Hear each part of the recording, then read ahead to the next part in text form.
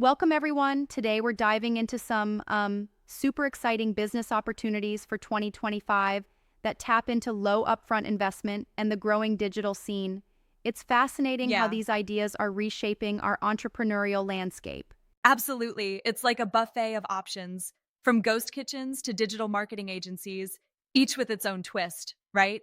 Exactly. Let's kick off with ghost kitchens. These delivery-only food businesses need no dine-in space, so startup costs are minimal. You're basically leveraging online ordering platforms. Right? But then you do have to face challenges like commission fees from platforms like Deliveroo or Uber Eats, and also Mm, location approvals if you're running it from home. correct. You need to register with the local council and even check your home insurance. It's like making sure the kitchen is as safe as it is agile. Now, what about digital marketing agencies? They seem perfect for anyone with a knack for online communication. Oh, totally. And the beauty here is that you can start from um, pretty much anywhere with reliable internet, offering services like SEO, branding, copywriting.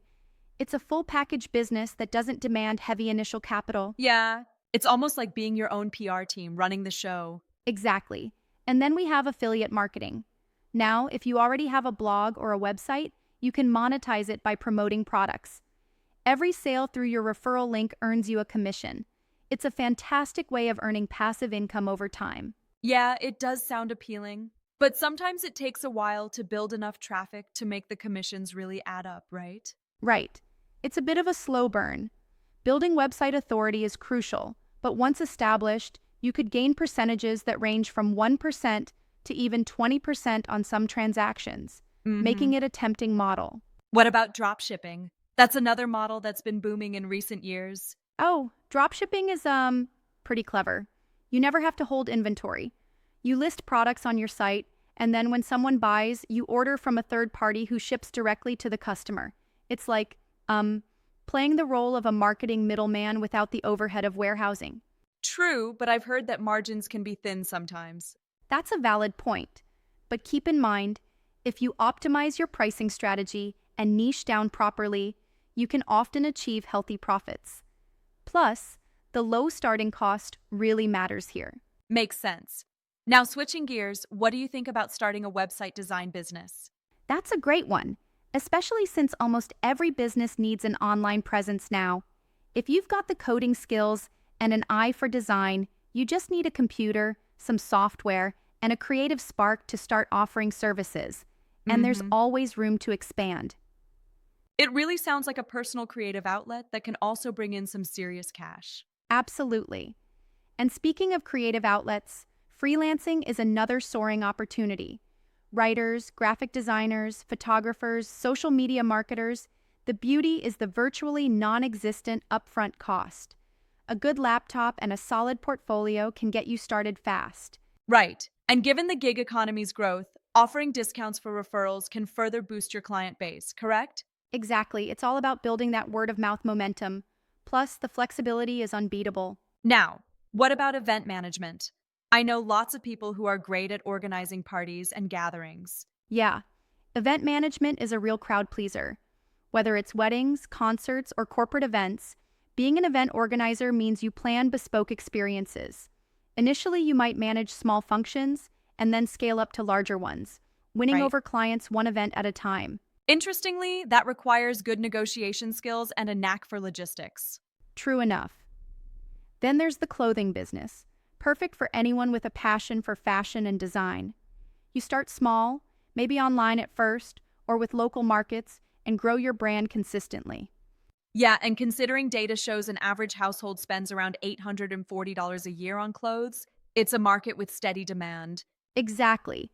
But you'll need to invest in quality materials, packaging, and ensure your online platform is user friendly.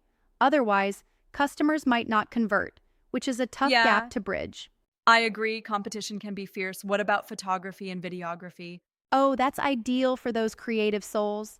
With a decent camera and editing software already in hand, you can offer services ranging from headshots to wedding shoots. It's all about having the right equipment, and of course, an eye for detail. But wouldn't the startup costs be high if you had to buy all new equipment? Well, yeah, It can be a bit of an upfront investment if you're starting from scratch, but many photographers begin with what they have and upgrade gradually. Also, in many cases, these costs are offset by the higher pricing you can hold once you build a reputation, you know? Mm-hmm. Indeed. And lastly, I know teaching classes has been mentioned as a viable business opportunity too. Right. Teaching classes offers great flexibility. Whether you're into yoga, public speaking, art, or even cooking, you can teach one-on-one sessions initially. If you're looking to scale, you could produce pre-recorded courses to sell online, making it both scalable and sustainable. I like that model, a mix of personal interaction and digital scalability. It almost feels like sharing your passion while earning passively. Exactly. It's a win-win. But let's also touch on how one should identify these business opportunities. Market analysis is a must, right? Absolutely. By studying trends, surveying audiences, and doing that SWOT analysis, strengths, weaknesses, opportunities, threats, you can really gauge which niche might be the next big hit. Yeah, and employing questioning techniques is vital. I mean, ask yourself, can I get the same results for lower spending? Can I deliver faster? Is there a more sustainable method? Right. These questions really sharpen your focus. I totally agree, but I wonder, don't you think sometimes that analysis can be overdone, almost stifling innovation? That's a fair critique. While analysis is crucial, there's always a risk of overthinking. Sometimes you need to balance data-driven insights with bold, innovative risks to really Yeah. carve out a unique space in the market. Yeah, it's like knowing when to jump on a trend and when to create your own. It requires a mix of research and intuition. Exactly. And tools like Google Keyword Planner and Google Trends are um, great resources to validate an idea. These tools can help determine search volume and competition, ensuring you're stepping into a gap in the market. It's almost like having a digital crystal ball that shows you where the demand is. Am I right? Right on. And remember, many of these opportunities, whether it's starting a ghost kitchen or launching an affiliate website, are based on the premise that startups can begin with minimal investment, emphasizing scalability and sustainability as they grow. It definitely gives hope for those of us dreaming of starting our own ventures with a limited budget. It's truly a roadmap for budding entrepreneurs. Absolutely. And while the journey has its challenges, from regulatory hurdles and ghost kitchens to the slow burn of affiliate marketing, the key takeaway is that with creativity, research, and a little boldness, 2025 could be the year where smart, nimble businesses thrive, really Mhm. turning ideas into success stories.